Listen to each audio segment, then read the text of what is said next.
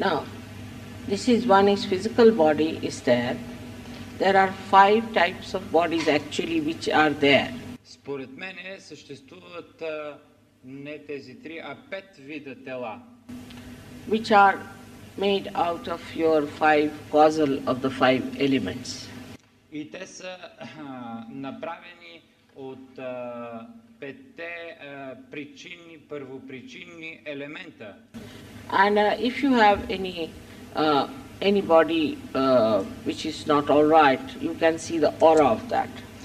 И когато вие срещнете човек, който не е съвсем наред, който има известно заболяване, вие можете да разберете това по неговата аура.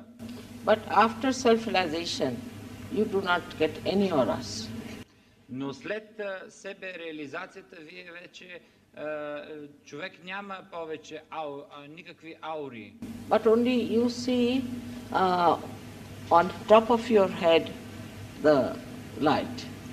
Единствено това, което виждате на върха на вашата глава, на фонтанелата, светлината. So but this astral body is one is your own soul.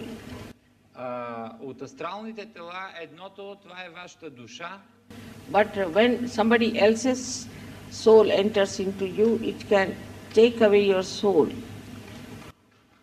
Но ако душата на някой друг човек влезе във вас, тя може да отнеме вашата душа. And then you feel you are traveling here and there, all these things happen. И тогава вие може да почувствате, че пътувате на някъде. But it's very dangerous. Това е опасно нещо.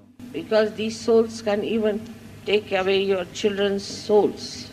Тези души